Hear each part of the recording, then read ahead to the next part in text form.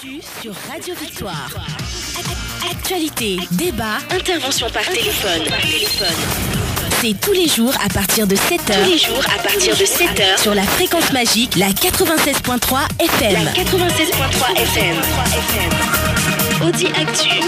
7h23 exactement dans les studios de votre radio Victoire FM. Messieurs et dames, c'est une formation politique qui s'appelle ADI, Alliance des démocrates pour le développement intégral, parti membre de la coalition des 14. Alors, son président national, professeur Aimé Tchaboué-Gogué, c'est lui qui est notre invité de ce matin. Alors, professeur, encore une fois, bonjour. Bonjour, Joachim. Voilà. Merci pour la disponibilité sans cesse constante pour être des nôtres dans cette émission. Alors, ma question à vous poser tout de suite, le parti ADI, comment c'est parti? Non, il se porte très bien. Nous menons nos activités habituelles, traditionnelles, qui est l'approche, la sensibilisation des militants, de la population, et nous participons très bien aux activités du C14 dont nous sommes membres. Voilà. Et vous êtes également professeur dans les universités publiques du Togo. À Kara, en début de semaine, les étudiants de cette université en assemblée générale ont voulu réclamer leur allocation, mais rapidement dispersés par la gendarmerie. Quelle lecture faites-vous en tant que professeur de ces étudiants? En tant que professeur, je regrette beaucoup ce qui se passe dans nos universités. J'ai dit il y a peut-être 4-5 ans à des collègues universitaires que nous avons oublié la lutte que nos ancêtres, les enseignants du passé, ont menée pour obtenir des franchises universitaires. Je suis totalement surpris que de nos jours, pour un rien, les responsables de l'université, même des professeurs, sont pour l'intervention des forces de l'ordre pour régler de petits problèmes. Les étudiants étaient en assemblée générale, je crois, pour le problème des allocations. Oui. C'est regrettable que les universités et les étudiants insistent seulement sur les aspects sociaux, alors qu'il y a d'autres problèmes académiques qui les préoccupent. Mais c'est leur droit. Vous vous rendez compte que depuis le début de l'année, ils n'ont rien perçu. Et lorsqu'ils ont revendiqué, le lendemain, ils ont été payés. Ça veut dire que le gouvernement, même les autorités, trouvent que ces revendications étaient normales et que c'est de leur faute que ça traînait.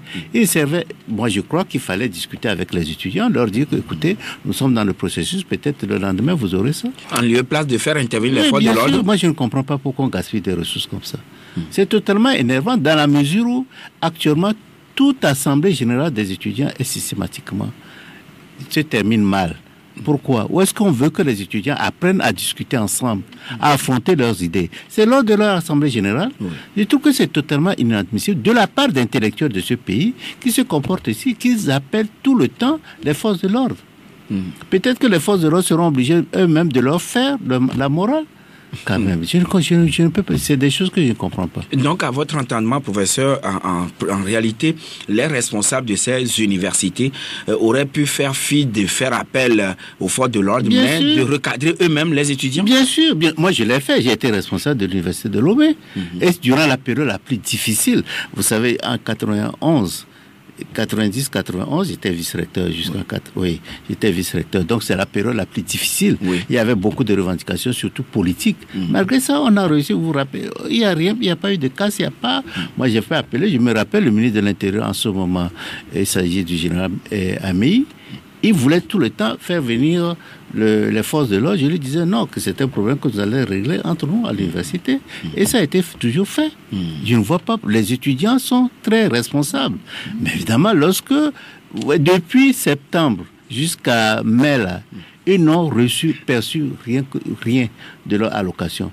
Même les responsables de l'université devaient être les premiers à attirer l'attention des ministères que vraiment ce que vous faites n'est pas bon. Ils devaient défendre les étudiants sur ce point. Ils ne le font pas. Lorsque les étudiants se réunissent pour revendiquer, ils font intervenir les forces de l'ordre.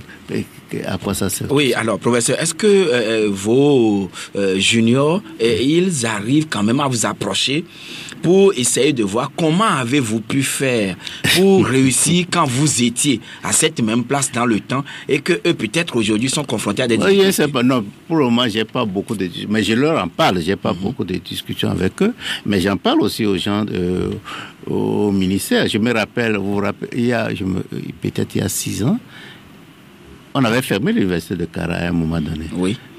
j'étais présent sur le campus. Même récemment, ils ont été... Maintenant, j'en parle pas. Il y a quelques années. Oui.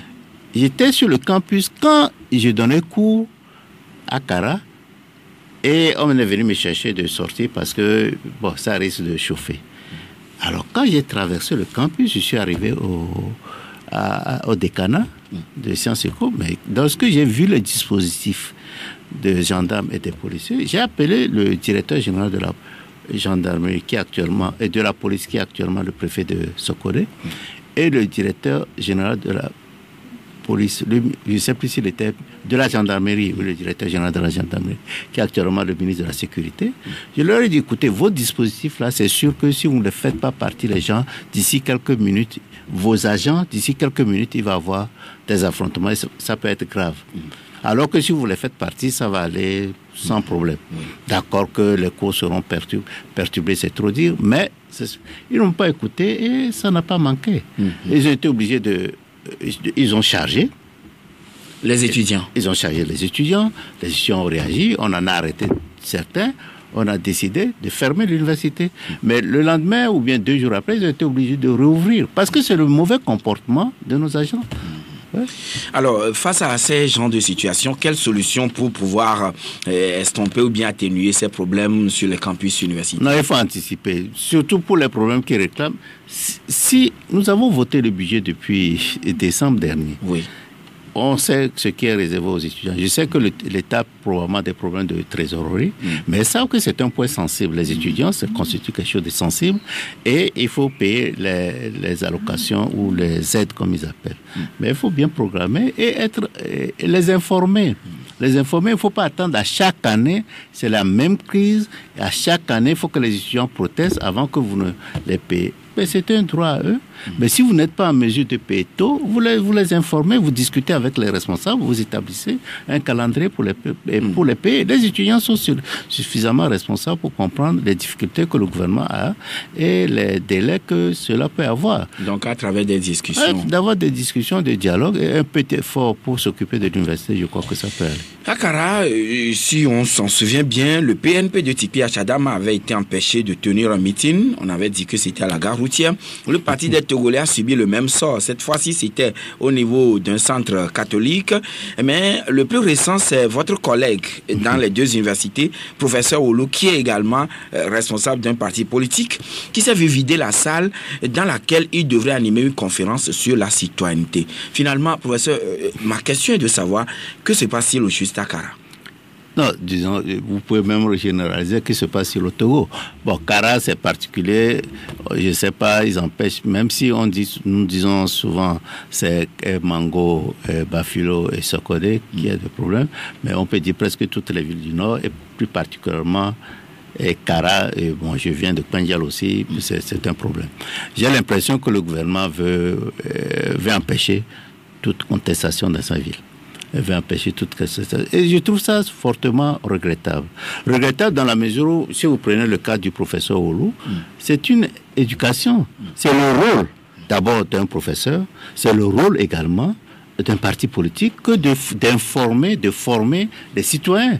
D'un côté, les gens nous accusent les partis politiques de ne pas sensibiliser, former la population. De l'autre, voilà, on nous empêche. Je crois que il faut qu'on y réfléchisse sérieusement. Ce n'est pas parce qu'on veut protéger. On est pour unir qu'on doit avoir ce comportement. Cette formation ne s'adressait pas uniquement aux militants du PSR, aux militants de l'opposition. Ça s'adressait à tout citoyen. C'était ouvert. Je ne pense pas qu'on demandait, réclamait l'appartenance à un parti politique avant d'accéder à la salle, mais c'est à tout citoyen. Ça nous permet d'améliorer notre vie ensemble. Je crois que ce côté, je regrette beaucoup ce qui se passe à Kara et le préfet. Et ça veut dire que les opposants n'ont rien de bon à offrir aux populations. C'est à vous de aux gens qui sont vos militants. Oh non, c'est pas possible qu'on le dise ainsi, c'est pas possible. Comme on vous empêche à des endroits. Bien sûr. Non, la situation togolaise est particulière. Lorsque les gens nous parlent du cadre électoral, bien d'aller aux élections, avec tout ça, comment voulez-vous qu'on puisse réagir? Les partis politiques est un acteur constituent un acteur important dans la vie d'un pays. Les partis politiques ont pour responsabilité de former les agents. Une des responsabilités, c'est de former les agents et les populations. Donc, c'est dans le sens d'améliorer la citoyenneté du citoyen et nous en avons besoin actuellement. Vous voyez, lorsque un pays vit dans une crise et il y a une tendance à une crispation des deux côtés, il est important que l'on puisse former les gens pour pouvoir améliorer les vivre ensemble. Donc nous avons un rôle important à jouer. On ne peut pas limiter nos actions dans des zones géographiques données. C'est totalement une faute et une erreur et c'est dangereux pour l'avenir de ce pays. Donc vous devez couvrir toutes les territoires nationaux. Nous avons le devoir. En fait, l'achat de partis politiques exige que chaque parti ait des gens partout. C'est ça. Et puis moi, en tant que député, je suis député national. En fait. Vous êtes député pour tout le Togo. Pour un mandat non impératif, non. Je suis député de partout. Avez-vous cherché par moment, au niveau de la C14 peut-être, à rencontrer le préfet de Kara pour comprendre un peu la situation? Puisqu'il y a beaucoup de partis membres de la coalition qui ont été empêchés de faire des activités politiques dans cette localité. Non, c'est par le ministère de l'administration territoriale. Et dans nos revendications, si vous voyez, nous avons dit qu'il faut lever cette contrainte qui imposait la liberté de mouvement des partis politiques, de nos militants, des responsables, des leaders des partis politiques. C'est ça que nous sous-entendons. Nous en avons parlé clairement au président guinéen et ghanéen, la possibilité qu'on puisse organiser une manifestation à Kara, notamment. De Kara, allons à Dapaon, disons dans la région des Savanes, qui s'apparente au fief du parti politique ADI, dont vous êtes le président national. Vous aviez voulu faire des activités politiques dans la semaine, mais dans certaines localités, cela n'a pas pu être le cas. Alors, professeur, avez-vous été empêché ou bien la manifestation avait été interdite? Le résultat est le même. Disons, c'est surtout Kpendial. Même si dans toutes les préfectures, il y a eu des problèmes. Mais dans les autres, ça a été plus ou moins, ça a été résolu. Mais à Kpendial, j'étais ahuri par ce qui est arrivé. Non, totalement ahuri. Je suis totalement choqué par ce qui est arrivé à Kpendial, dans la mesure où même le préfet, je le connais très bien. Je le connais très bien. Et vraiment, je l'ai appelé, malheureusement, je ne l'ai pas eu le dernier jour de mon départ. Je ne peux pas comprendre un tel comportement. Voilà une préfecture, ils m'ont dit que mes représentants ont adressé très tard la lettre d'information, pour le meeting. Puisqu'ils devaient faire des meetings dans trois cantons, Borgo, Mandouri et puis Koundouaré. C'était les trois cantons les plus importants. Et j'ai dit ok, moi-même j'avais déjà dit à mes représentants, écoutez, comme vous adressez le courrier, la correspondance d'information trop tard, vaut mieux chercher un lieu privé ou dans une maison de chez quelqu'un où je peux rencontrer les militants. Il n'y aura peut-être pas beaucoup de gens, mais c'est déjà l'idée, c'est que le message puisse passer. Bon. Ils ont plus ou moins accepté, ils ont cherché. J'arrive à Borgou, on me dit que, quelques minutes avant que je n'arrive à Borgou, le représentant du parti à Borgou m'informe que non, que c'est interdit, que le préfet et le CB est là, que le préfet a appelé pour interdire. Je dis ok, j'arrive, on va voir de quoi il s'agit. J'arrive, j'appelle, je vois le CB, le commandant de la brigade de la gendarmerie. Je l'appelle, il vient, on discute, je dis mais quel est le problème? Bon, il me dit que vraiment nous n'avons pas informé tôt. Je dis ok, il n'y a pas de problème, vous avez, même si c'est une mauvaise interprétation de la loi Boujona, ok, mais on peut, comme c'est l'interprétation qui est en cours, on peut l'accepter ainsi, on peut faire ça dans une maison privée. Ah, il dit non, il y avait un arbre devant la maison du représentant. J'ai dit, mais on peut faire ça ici, la réunion. Il dit non, que ce n'est pas privé. J'ai dit, mais la maison de l'arbre devant la maison de votre représentant, c'est à 10 mètres, à 5 mètres de la maison. Donc c'est à peu près, peut-être c'est lui-même qui a planté l'arbre. Il dit non, que ce n'est pas privé. J'ai dit, ah bon, ça vous m'apprenez une nouvelle. Il dit, ok, on va faire ça dans la maison, même dans la cour clôturée, là, on va faire ça. Il dit, il faut qu'il remonte l'information à ses chefs. Je dis, mais qu'est-ce que ça veut dire remonter les informations? Je n'ai pas le droit, en tant que député, en tant que Togolais, venir dans une maison, mais j'étais totalement outré. Bon, là, il a compris, ok, il dit, bon, si vous voulez faire, bon, il faut que lui remonte l'information, mais en même temps aussi, comme les esprits sont surchauffés, est-ce que je peux reporter ça au lendemain? Reporter. Il a dit, moi, je viens de Lomé, je ne peux pas reporter comme ça. Bon, à la limite, pour qu'on puisse s'entendre, je vais revenir demain, le lendemain. Alors, il me dit, c'est comme je dois faire ça chez lui, et dans une maison privée. Il a raison, il faut que j'ai l'autorisation du propriétaire de la maison, ce qui est normal. Bon, ok, j'ai dit, bon, c'est ça. Bon, je vois le propriétaire, mais il a eu des intimidations avant. Avant, on lui a dit, avant que je n'arrive... Le propriétaire qui se trouve être votre représentant? Oui, que si je fais la réunion chez lui, avant que je ne vienne, si je fais la réunion chez lui, bon, moi, je vais partir. Et ici, lui, il verra les représentants. Voilà. Bon, il a eu un peu peur, il traînait. Moi, j'ai dit, OK, pour ne pas créer des problèmes, je suis parti. Ça, c'est un. Deuxième chose, ça, ce n'est rien. Hein. J'ai un ami que j'ai connu, un ami de la zone, depuis 2011.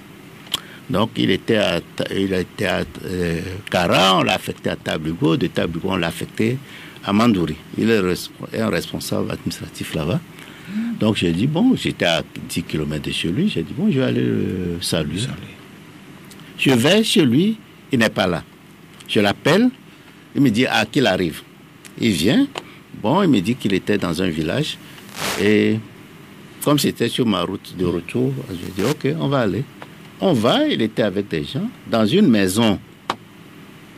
Je bavarde, donc je me suis arrêté, évidemment, pour bavarder avec eux, c'était ses amis. Évidemment, j'ai profité pour en parler politique. Quand j'étais là, le sous-chef appelle le préfet pour lui signaler qu'on fait une réunion, que un de ses habitants fait une réunion chez lui, avec moi, et il n'est pas au courant. Et le préfet ose appeler le cadre dont j'ai parlé pour lui dire comment est-ce qu'il peut me recevoir alors qu'il sait qu'il ne doit pas faire de réunion.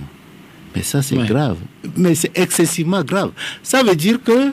La personne est chez elle. Oui. Et vous lui avez rendu simple visite. Pas d'activité politique. Non. Même si je fais activité, je peux rentrer chez quelqu'un, par exemple ici, après l'émission, je peux bavarder avec vous. Évidemment, là, mais évidemment, si je veux parler politique, il faut que j'ai l'autorisation du propriétaire de la...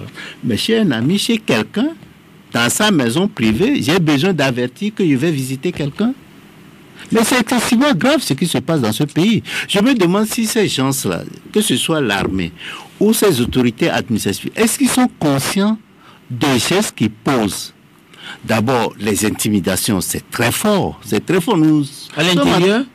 Mais nous sommes en train de blaguer, mais c'est sérieux ce qui se passe. C'est la peur des gens dans le village. Même, on peut dire même la peur des cadres de l'administration. Mais si vous discutez avec eux, c'est la peur qui anime beaucoup de gens d'unir à s'exprimer, à extérioriser leurs sentiments sur les problèmes actuels. Est-ce qu'ils pensent exactement sur les problèmes que nous avons, sur les incidences de leur comportement, de leur peur, ou bien des intimidations, ceux qui font les intimidations sur l'avenir de ce pays? Je me demande s'ils sont conscients, parce qu'ils veulent simplement satisfaire ou bien se cacher de cette peur. C'est totalement inexcusable, parce que c'est des responsables. Un responsable, quand même, doit avoir le courage de poser certains gestes qui vont dans l'intérêt de la population en général, et non dire que j'ai peur des intimidations, ou bien j'ai peur, ou bien de... Oui, alors, professeur, au regard donc de tout ce que vous venez d'étaler, est-ce que cela est synonyme du fait que même si votre propre frère ne partage pas ces mêmes convictions avec vous, vous ne pouvez plus lui rendre visite? Mais c'est ça que ça veut dire. Ça veut dire que je ne peux pas... En principe, c'est totalement inouï.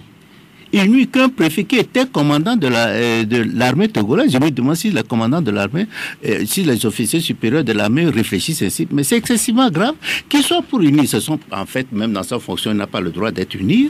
D'abord, même en tant qu'officier, il n'a pas le droit d'être uni. Il peut être uni, mais dans sa fonction, il n'a pas besoin, il n'a pas le droit de le faire, de l'exprimer. Mais que des gens de ce niveau puissent penser que moi, député, avec un mandat non impératif, je ne puisse pas venir discuter avec des gens qui je veux dans leur maison, sauf si eux, les gens sur qui je vais discuter, ils protestent. Totalement d'accord. Ils ont raison, je viens chez eux, j'expose des choses avec lesquels ils ne sont pas d'accord, ils peuvent me renvoyer de chez eux, ça, je suis d'accord. Mais quelqu'un que je rende visiter à quelqu'un, discuter avec lui, mais ça, je n'ai jamais pensé que ces gens-là, ces officiers, des cadres de ce haut niveau, que la société togolaise, a payé la formation, qu'ils puissent se comporter comme ça, c'est totalement regrettable. Oui, est-ce que le chef ou le sous-chef qui avait alerté ou informé le préfet, lui aussi, avait-il peur ou bien c'est des consignes données? C'est des consignes données, certainement des consignes données. Ou bien il avait peur qu'on puisse le faire des reproches? Mais c'est ça, c'est lié. Peut-être qu'il a pensé que si après on apprend que je suis venu, j'ai fait des choses, bon, on va lui dire pourquoi il n'a pas signalé. Il y a plein de cas comme ça. Oui, alors, professeur, face à une telle situation, est-ce que vous pourriez encore avoir vos représentants? Puisque quand il s'agit d'une élection, vous devez avoir des délégués dans les bureaux de vote. Bien sûr. Alors, non, ce qu'ils ont fait, c'est grave. Moi, j'ai décidé ce mois-ci, au mois de juin, nous allons envahir Pendial. On ne peut pas autoriser cela. C'est totalement... Je ne peux pas l'accepter. Je ne peux pas accepter qu'on brime tant des populations. C'est pas possible. En tant que Togolais, non pas en tant qu'homme politique. Ça, c'est totalement différent. En tant que Togolais, je ne peux pas admettre que l'on brime des populations, qu'on intimide un Togolais, des Togolais ainsi. C'est pas possible. C'est totalement... je ne peux pas comprendre que... Non, j'étais ahuri. Vraiment, professeur, vous êtes visiblement dépassé. Non, je suis dépassé. Ça m'arrive rarement. Mais il y a beaucoup de cas comme ça. Je me rappelle d'un cas où j'étais parti dans un village. Il y a une jardinière d'enfants, une jeune femme, qui me pose un problème. Elle me dit non, que le sol n'était pas cimenté de son... Bon, j'ai demandé combien c'est. Et je vais voir ce qu'il peut faire. En tant que député, bien évidemment. Oui, j'étais député, mais c'est pas je dis ça là, c'est en tant que Togolais. Bien. Je vois des enfants, des Togolais qui sont dans de mauvaises conditions de travail. Vous savez, chez nous, en Harmattan, il y a de la poussière. C'est pas bon pour la santé des enfants. Je suis parti. Cette femme a été convoquée par le préfet. Mais pourquoi, lui disant... Mais écoutez, vous attendez le député de l'opposition pour l'informer de cette situation. Pourquoi vous en avez pas parlé? Elle dit, mais non, que c'est le député venu, elle a un besoin, elle en a parlé. Si vous étiez venu, vous en avez parlé. Le chef du village n'était pas présent. Le chef du village est revenu. On le convoque à la préfecture pour lui demander, mais... Est-ce que vous savez que le député est venu? Il dit, il l'aurait appris, mais qu'il n'était pas là. On dit, mais est-ce que tu sais ce qu'il a dit?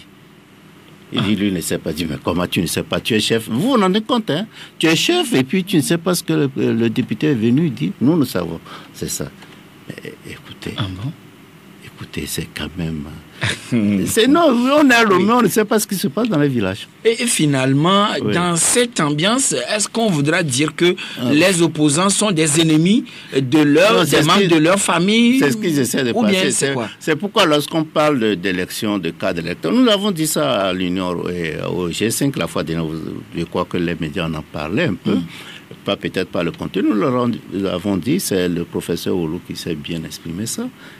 Et le cadre électoral, au niveau de mon parti, a dit, nous avons proposé, nous avons déjà quelque chose pour le cadre électoral depuis plus d'un an. On en reparlera tout à l'heure, mais nous restons toujours dans les savanes. Et dans cette localité, dans cette partie du Togo, se pose avec acuité le problème d'eau potable. Il y a des images qui circulent ces derniers temps sur les réseaux sociaux.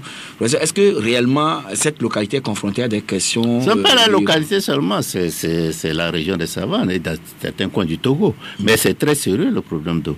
Là-bas, c'est sérieux parce que la saison sèche dure beaucoup. Les femmes souffrent. Je me rappelle, on était parti quelque part. Les femmes disaient que quoi. Évidemment, elles sont obligées toute la nuit d'aller chercher, d'attendre pour trouver quelques gouttes d'eau. Évidemment. Toute la nuit. Sans dormir. Oui.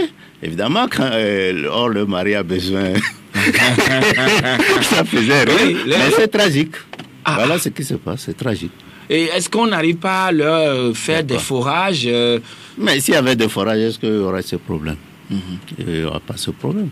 Alors qu'un forage, c'est combien on aurait pu faire? On attend que des bailleurs de fonds viennent faire des forages, alors que nous-mêmes, on gaspille des ressources. Les gendarmes qu'on prend, les policiers, les militaires qu'on prend pour les grenades lacrymogènes qu'on jette sur les gens, on aurait pu prendre ça pour acheter, pour construire, pour faire des forages d'eau. C'est contre tout ça que nous luttons. Et les gens sont là à dire que Faure, c'est le champion. Mais c'est pas possible. Alors, professeur, parlons politique à présent. Oui, effectivement. Certains partis politiques estiment qu'il faut aller aux élections, mais que ces élections soient supervisées par la communauté internationale. Qu'est-ce que Adi en pense? Il dit n'importe quoi. Disons que nous, évidemment, un parti politique ne peut s'engager que dans le processus électoral. Nous voulons... Les gens racontent des histoires. Un parti politique veut avoir le pouvoir par les élections. Mais nous savons ce que c'est que les élections au Togo. Nous avons dit aux gens, à la communauté internationale, c'est vrai, ils disent que Macron a dit qu'il faut les élections, c'est vrai. Il faut revoir le cadre électoral, c'est vrai. Sans révision du cadre électoral, sans les réformes constitutionnelles, ça ne sert à rien. Mais ensuite, il faut des changements. Ce que nous avons dit, nous sommes prêts. Le cadre électoral doit changer. Le gouvernement de transition nous le faut. Avec ça, maintenant, s'il y a une supervision, et avec le concours de la communauté internationale, c'est bon. Mais vous voyez tout ce dont on vient de parler. Comment voulez-vous que dans une localité où les gens, les opposants ne peuvent pas intervenir, on a intimidé tellement les cadres de l'opposition et la population là-bas, comment voulez-vous dire que l'élection est transparente? Deuxième chose, j'ai entendu ce que Isabelle a dit. C'est vrai que la communauté internationale vient... Moi-même, j'ai fait des supervisions d'élections en tant que député de l'UOMOA. Et je me rappelle, ça a chauffé entre nous, puisque moi, je connais cette phrase magique. Et on a voulu mettre la phrase magique. Il y a eu des irrégularités, mais en aucun cas, ces irrégularités ne peuvent pas de nature à attacher la... Mais ça a chauffé. J'ai dit à collègue que non, vous ne pouvez pas. Nous venons, nous observons les élections. D'abord, nous n'avons pas observé tout le processus. La communauté internationale n'observe pas tout le processus. Sauf le cas, il faut mettre un bémol sur le cas des observateurs de l'Union européenne en 1998 et certaines années. Mais vous observez un petit échantillon, peut-être peut-être 7000 bureaux de vote au Togo, peut-être les députés de l'Union qui viennent, ils vont observer peut-être une centaine. 100 sur 7000. Et ils n'ont pas le temps, 100 sur 7000, c'est-à-dire ils ne restent pas dans les 100. Et ils ne peuvent pas rester dans les 100. Ils sillonnent seulement. Ils sillonnent. Deuxième chose, le dépouillement, ils assistent au dépouillement peut-être dans une dizaine ou une quinzaine. Et ils ne voient pas le processus de transfert, de communication des résultats, de compilation des résultats, et il veut dire qu'il y a eu... Non, je leur ai dit que non. Moi, je leur ai dit que je ne suis pas prêt qu'on mette ces phrases. Donc, si au moins le cadre électoral des constitutions, la responsabilité des gens n'est pas bien définie, ce n'est pas la peine. Ce n'est pas la peine. Non, ce n'est pas... Oui, mais le chef de l'État a dit que les délais constitutionnels... Vous avez la constitution, respectés. Notre constitution, de quel délai parle? Oui, les délais légaux. Oui, mais il faut lire la constitution, de quel délai parle. Peut-être votre mandat va finir très bientôt. Oui. Il faudra quand même qu'on pense à vous. Il y a dans la constitution une loi qui dispose que nous sommes en fonction jusqu'à la prise de service des députés qui seront élus. Ça n'a pas précisé. Mais évidemment, il faudra prendre des actes. Mais c'est précisé dans la constitution. Vous rappelez, nous, on devait être élu en octobre 2012. Oui. Mais l'élection a eu lieu en juillet 2013, sans aucune forme de procès. Alors, de quel délai parle? C'est du n'importe quoi. Et voilà, mais évidemment, nous ne voulons pas nous éterniser.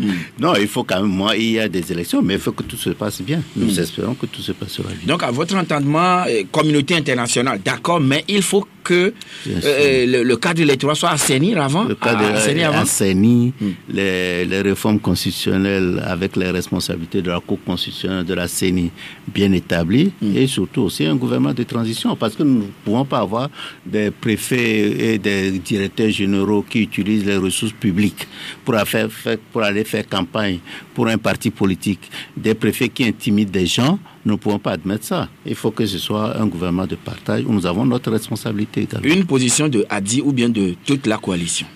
C'est Adi partagé par la coalition. C'est partagé, ils ne sont pas Adi seuls, c'est partagé par la coalition. Voilà. Gouvernement de transition. Vous l'avez évoqué au dialogue? Oh, bien sûr. Pas encore. Oui, on l'a évoqué au dialogue. Donc, et quelle a été même avant le dialogue, on l'a évoqué. Oui. Mais évidemment, les gens pensent que non, que nous exagérons, mais nous avons des preuves. Nous leur disons que non, c'est ça. Est-ce que le pays traverse une crise qui nécessite la transition? C'est à vous d'apprécier. Le pays traverse une crise. Vous avez déjà vu que le ministère de l'économie et des finances a annoncé une baisse du taux de croissance de 6 à 2%. De 6 à 2%. Évidemment, ils ont donné les raisons, baisse de la demande, etc., concurrence étrangère, mais c'est également dû aussi à la crise. Vous voyez, une baisse de 4%, c'est beaucoup. Tout semble normal, mais il faut aller à l'auteur leur demander. Vous voyez, chaque mois, le ministère fait lance des emprunts sur le marché financier régional. Ce n'est pas rien. Voilà. Donc, cela voudra dire que la caisse de l'État togolais se vide au jour le jour? Ça ne se remplit pas au rythme souhaité. Alors, professeur, oui, face à une telle situation, doit-on dire que le dialogue, c'est fini ou bien c'est au point mort? Disons plutôt c'est au point mort. Vous voyez, les gens nous parlent beaucoup de choses. Le dialogue, nous sommes partis, les partis politiques de l'opposition, le C14, nous ne sommes pas convaincus que ça allait donner quelque chose. Mais nous disons, bon, probabilité, il y a une probabilité, comme la probabilité n'est pas nulle, ça peut donner quelque chose, c'est tout.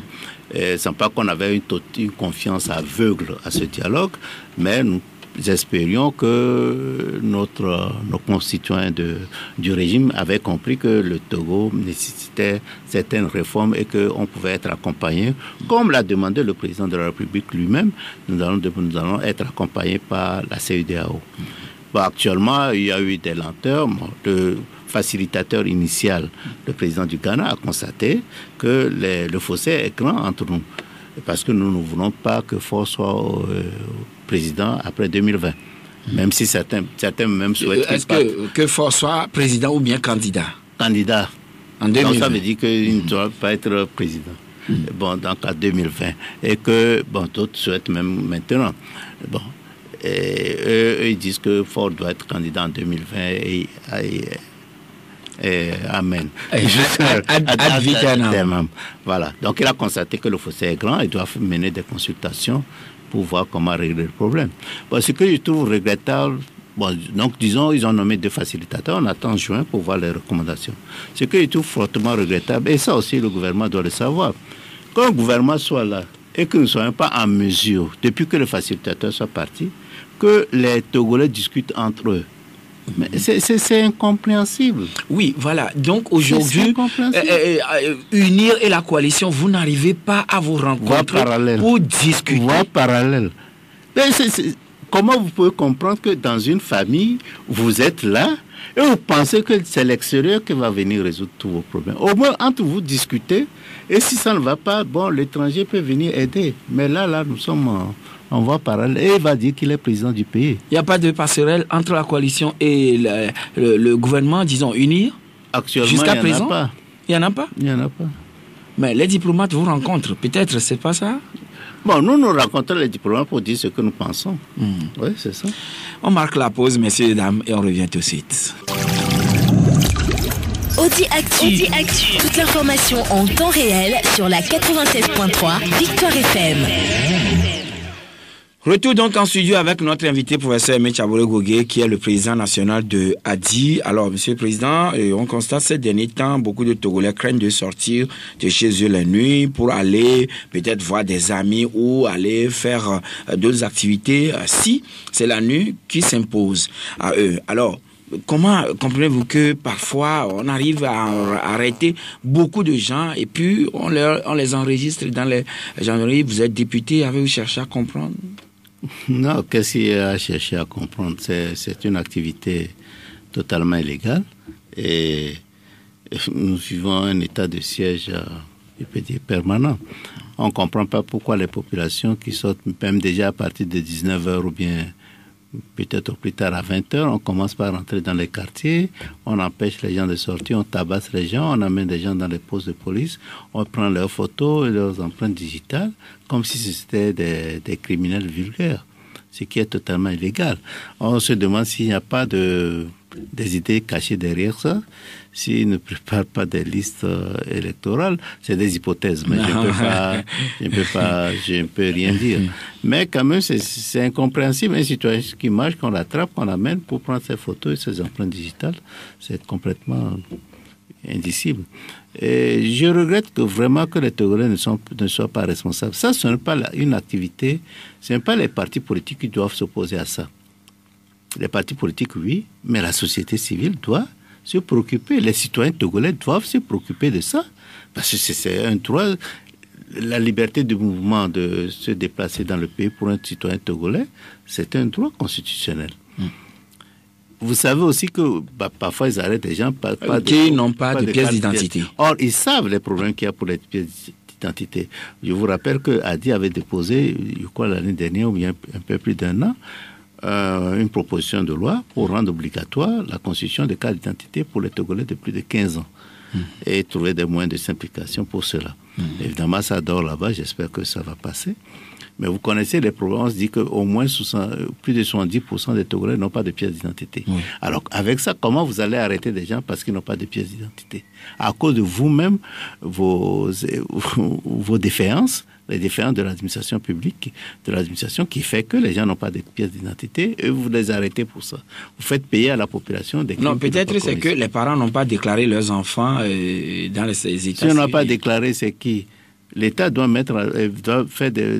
prendre des dispositions pour que cela puisse se faire également. Des audiences foraines, par exemple? Des audiences foraines, ça peut se faire. Ça fait plusieurs années qu'on en parle de ça. Ouais. Et jusqu'à quand ça va s'arrêter? Très bientôt? Jusqu'à quand? Ça dépend de la population. Si la population se sent si intimidée, pense que c'est simplement tout le monde veut jouer au passagers clandestin, c'est-à-dire ils pensent que soit c'est les partis politiques ou bien quelques individus des partis politiques qui vont lutter pour que ça cesse. Ça ne va pas cesser. Il faut que la population puisse se lever elle-même pour dire que assez, c'est assez. Non, mais à ce niveau, est-ce qu'il n'y a pas besoin aujourd'hui de communiquer autour de cette situation, notamment de la part peut-être du ministère de la Communication ou autre, pour sensibiliser les populations sur le bien fondé de cette pièce d'identité?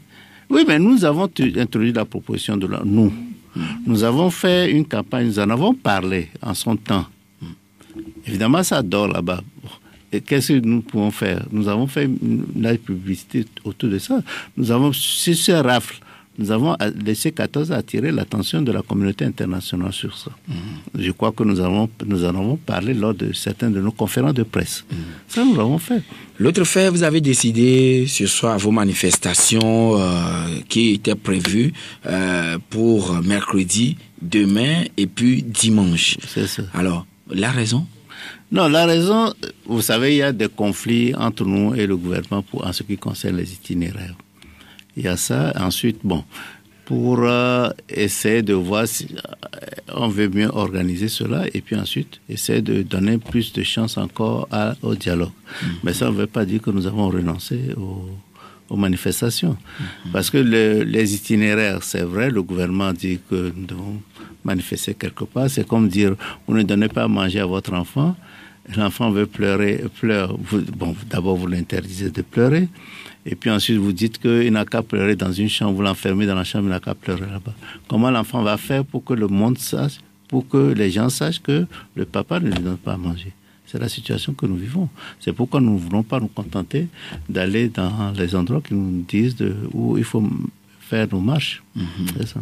Donc, ce n'est pas une décision de ne plus jamais manifester. Non, on ne peut jamais prendre une telle décision de ne plus jamais manifester. Mais vous voulez donner une chance aux discussions? Nous voulons toujours donner une chance aux manifestations. Vous savez, nous, à mon niveau, les manifestations tous les jours, je ne pense pas que c'était ça la solution.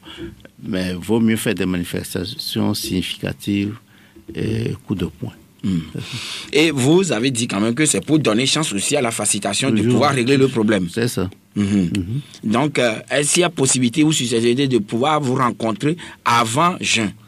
Moi, j'espère. On ne va pas vous demander de vous faire des propositions pour résoudre une crise. Vous rencontrez une partie, vous ne rencontrez pas l'autre partie.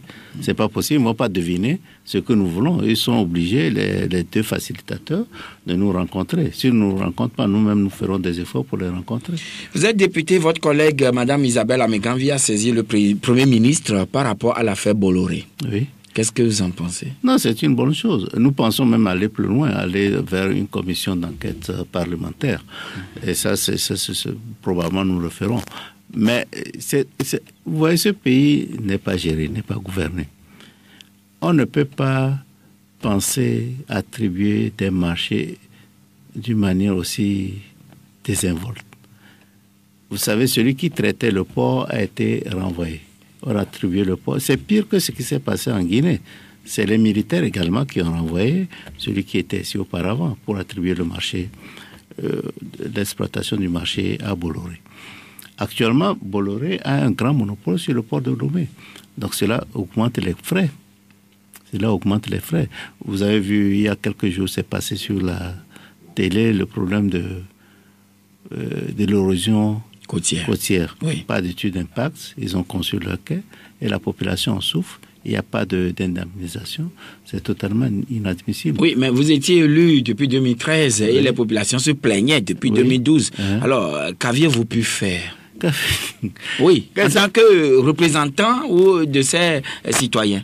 On n'a pas besoin d'être député seulement pour le faire. En tant que député, il y a des collègues qui ont posé le problème au ministère de l'Environnement. Pour l'érosion côtière, c'est vieux. Moi, quand j'étais à l'université, on en parlait. Blivy, vous connaissez le professeur Blivy, c'est là qu'il travaillait. Oui. Et l'université avait donné des moyens pour cela, des maigres moyens. Mais le Togo n'a pas pris ça à bras le corps. Maintenant, avec l'extension du port, ça a pris une autre ampleur. Donc, les députés sont préoccupés, mais vous savez, ce gouvernement s'en fout. Comme ils ont une large majorité à l'Assemblée nationale. Oui, mais je vais vous lire quand même cette position du PDG du groupe Bolloré, Vincent Bolloré, qui dit « S'agissant du financement de campagne politique, notre groupe n'a versé le moindre centime au candidat ou à un quelconque parti politique. À propos des concessions, les appels d'offres internationaux ont eu lieu au Togo en 2001 et en Guinée en 2008. Nous avons gagné celui du Togo en 2001 en étant arrivé premier. » Bon, nous avons dit qu'il y a l'interpellation de Maître Amingavi et deuxièmement, nous avons demandé la commission d'enquête parlementaire. Nous espérons que ça va aboutir. Et troisième chose, l'affaire à la justice française. On verra, il n'a qu'à porter cette affaire, ces arguments à la justice française. Et la justice française, avec ces trois éléments, nous espérons pouvoir avoir des éléments de réponse véridiques. Voilà. Et je reviens un peu vers la coalition. Il y a des gens qui frappent à la porte, notamment le PRR de Nicolas Lawson. Je sais, vous n'êtes pas le président, disons la coordinatrice de la C14, mais quand même, est-ce que des discussions se prennent pour de nouvelles entrées? Non, ce ne sont pas la coordination qui prend les décisions. Nous discutons beaucoup à la coalition. Nous avons eu déjà des gens qui ont... Des demandes? Oui, on n'a pas le passé, oui. Le NI et puis le parti, j'ai oublié le nom, le parti de M. Guiki. Oui, voilà. PADT. Voilà, ils avaient demandé. Bon, nous allons peut-être traiter ça de la même façon. Voilà. Mais vous ne les avez jamais intégrés, le NI et le PADT? Je vous ai dit qu'on va étudier ça de la même façon, on verra. 22 21 80 99 92 02 80 63 pour être en direct avec nous. Vous avez une question à poser à notre invité, professeur Gogué. Allô? Oui, bonjour. Oui, bonjour, professeur. Bonjour. Bon, à l'entame d'abord, votre nom, s'il vous plaît, monsieur. Didier. Ok. Oui, à l'entame de votre discussion, vous avez parlé des universités. Bon, ça fait 2 mois, moi je suivais à la télévision béninoise, les présidents d'université sont nommés par élection. C'est le collège des professeurs d'université qui élisent les présidents des universités. Mais pourquoi ça ne se fait pas ici au Togo? Et c'est le président qui, en catimini, nomme un président. Et puis les présidents là, qui font avec le petit... La dernière fois, j'écoutais même que les journalistes sont traités de qu'ils ont vendu leurs âmes et même les patrons même patrons même du journal, les patrons de presse n'ont même pas réagi. Vous ne pensez pas qu'il y a un problème, il y a une anomalie là-bas aussi? D'accord. Bien noté, cher ami Didier. Et un autre intervenant, allô? Bonjour. Oui, monsieur Gado? Oui, bonjour. Oui, bonjour. Bonjour. Avant les élections de 2015, vous l'aurez avec plus de non, ça s'entrecoupe. Non, s'il vous plaît, ça s'entrecoupe, on ne comprend, on n'arrive pas à saisir. Les élections de 2015, Bolloré avait pris le poids pour 35 ans. Et moi, je savais que Son Yatinga allait gagner les élections. Et j'ai posé cette question au professeur Gogué sur vos antennes que voilà le forêt d'Adja à 35 ans, qu'en pense-t-il? Il disait qu'il sera, s'il est au pouvoir, il va demander l'audit. Eh bien, voilà le moment venu. Bon, d'une part, est-ce que dans ce pays, le Togo, est-ce que l'UNI ou bien FPD a une fois gagné les élections? Moi, je savais qu'il y a des élections propres dans ce pays. Les élections pour les indépendants et les élections pour la constitution de 1992. Moi, Bati Kani avait gagné les élections une fois, une fois, et Jean-Pierre Fabre 2 fois. Est-ce que vous êtes d'accord avec moi? On ne peut jamais cacher sa nudité à la douche. C'est le moment de la vérité. Sinon, le caca va rester dans votre ventre. Merci, bonne journée. Nous allons prendre derrière lui Anan. Bonjour. Oui, bonjour, monsieur. Oui. C'est Anani. Anani, d'accord. Si vous pouvez suivre attentivement le professeur a dit, nous avons un problème vraiment critique au Togo. En ce qui concerne ce qu'il dit, les finances du Togo, on est passé de 4 à 2%.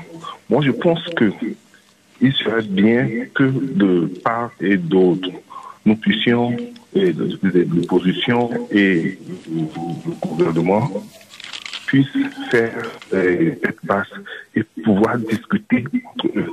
Je voudrais savoir quel est le rôle de la médiature au Togo. Quel est le rôle de la médiature au Togo? Est-ce que l'opposition ne peut pas, une fois encore, s'approcher de Monseigneur Tatapami pour pouvoir essayer de rencontrer le chef de l'État? Donc c'est ma proposition pour que, au lieu d'attendre l'agent de la CEDEAO pour pouvoir résoudre la crise du Togo, il faudrait que l'opposition fasse cela. Parce qu'aujourd'hui, les finances ne permettent même pas de faire les élections que le chef de l'État préconise pour pouvoir, dans les délais impartis, comme il est en train de le dire. Merci. Merci, monsieur Anani. Alors, professeur, on va commencer par le dernier intervenant. Alors là, les résultats de l'enquête Prévision macroéconomie 2017 ont été présentés mercredi à Lomé. Alors, c'est une initiative du ministère de l'économie et des finances qui va permettre un suivi des activités des secteurs publics et privés et aussi de déceler les difficultés en vue d'anticiper sur les conséquences. Alors, le taux de croissance de production attendu en 2017 est de 2,6% contre 6,6% en 2016. Et le chiffre d'affaires croîtrait de 2% contre 2,6% la même année. Le niveau d'investissement de son côté enregistrerait une baisse de 18,6% en 2017 par rapport à son niveau de 2016.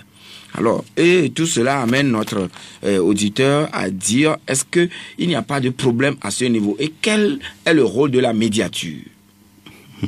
Non, c'est vrai, je le remercie. Je remercie Anani pour ses préoccupations. Vous savez, dès que la crise a commencé, moi j'ai vu des responsables togolais du gouvernement et du régime. Je leur ai dit que c'est une crise sérieuse. Il faut qu'on fasse attention, ça jette de l'incertitude dans le pays. La baisse du taux de croissance est due en grande partie à la crise que nous traversons. Vous voyez, sur un espace de 6 mois, c'est passé de 2,6 à 2,6%, c'est énorme. Nos manifestations que nous faisons, nous ne le faisons pas avec la gaieté de cœur. Nous savons que ça a des conséquences, ça peut avoir des conséquences, ça a des conséquences négatives sur le bien-être des Togolais. Pas l'économie seulement, le bien-être des Togolais d'une manière générale. Mais vous continuez pas à le faire.